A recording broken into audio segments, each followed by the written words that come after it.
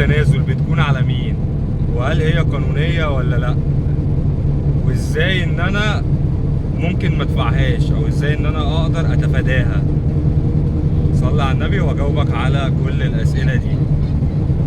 مصاريف التنازل او نقل الملكية او الترانسفير فيز دي في قانون كده صدر.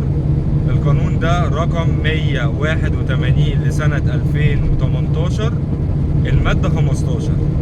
المادة 15 بتنقسم لجزئين. أول جزء بيقول لك لا يجوز الإعلان عن حجز وحدات عقارية أو التعاقد على بيعها أو بيع الأراضي المعدة للبناء أو تقسيمها إلا بعد الحصول على ترخيص بالبناء وفقا لأحكام قانون البناء رقم 119 لسنة 2008.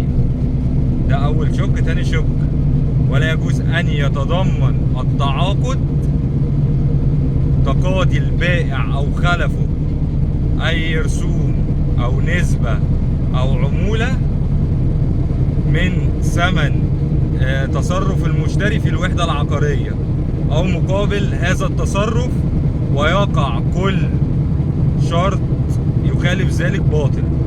يعني القانون واضح جدا، اللي هو بيقول لك ان حضرتك الطرف الاول او الشركة المطورة ملهاش الحق ان هي تاخد اي رسوم او نسبة او ترانسفير فيز او الكلام ده كله.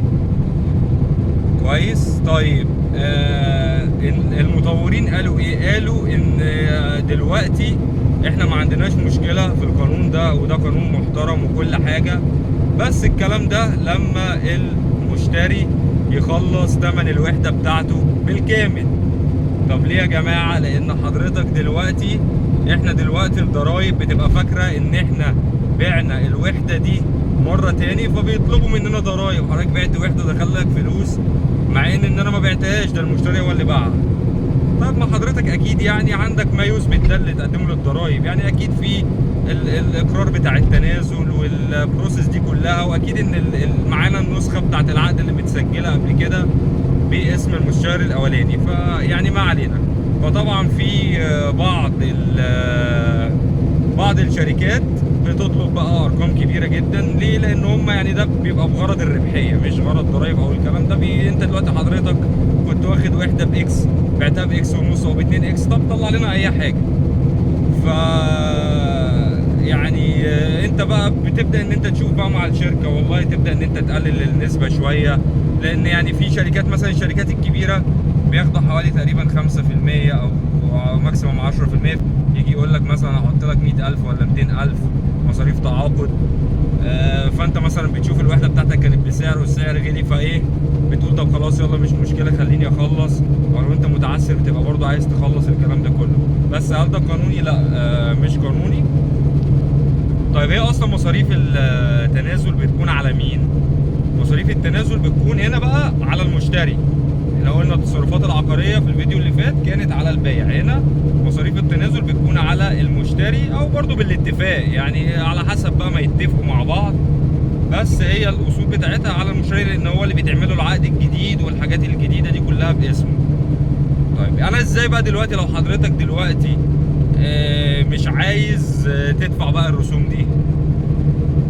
والله في حل، ان حضرتك دلوقتي بتخلي البايع اللي هو المالك الوحده الاصلي يعمل لحضرتك توكيل بيع، يعمل لك توكيل بيع والتصرف في الوحده وتوكيل عام بالوحده. كويس. حضرتك بموجب التوكيل ده، طيب انا دلوقتي هيبقى في شيكات باسم الراجل، انا عايز اسحب الشيكات دي واحط شيكات، فموجب التوكيل اللي حضرتك واخده بتاخد العقد وتاخد التوكيل. والله يا جماعه انا عايز اعمل تغيير للشيكات، انا راجل معايا توكيل وليا الحق التصرف على الوحده وعايز اغير الشيكات دي. حضرتك تقدر ان انت عادي ايه تغير الشيكات. طيب بالنسبه بقى للشق اللي هو القانوني، حضرتك تقدر، لان دلوقتي حمايه المستهلك بتحمي حضرتك من النقطه دي. طب هل صدر اي حكم قبل كده او فعلا القانون ده اتنفذ؟ كان في شركه كانت عايزه حوالي 30,000 جنيه مصاريف تنازل من العميل.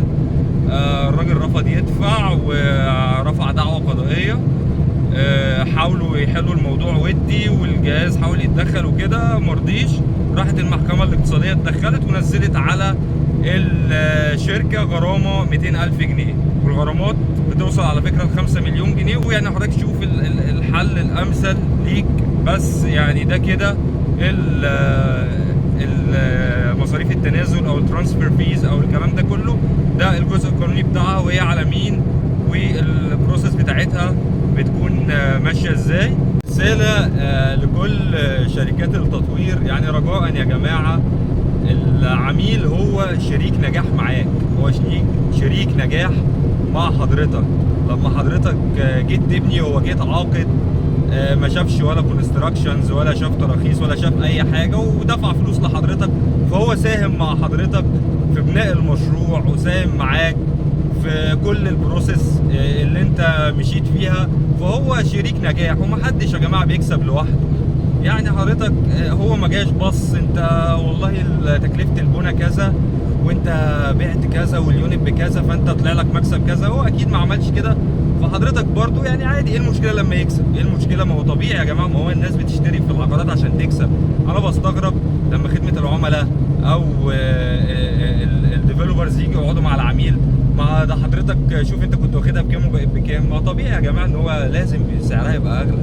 وحضرتك عايز تكسب لوحدك؟ ما هتخلي الناس تكسب معاك، ايه المشكله؟ ده راجل شريك نجاح معاك، وثق فيك ودفع لك فلوس من قبل ما يشوف اي حاجه وساهم معاك. انت حضرتك لو كنت رحت خدت قروض او الكلام ده عشان تبني، كانت هتدفع عليها فوائد كبيره جدا. فطبيعي ان الراجل ده يكسب معاك، وطبيعي ان هو يبقى واخد بسعر، والسعر بعد كده يبقى اعلى. يا رب اكون فدتكم.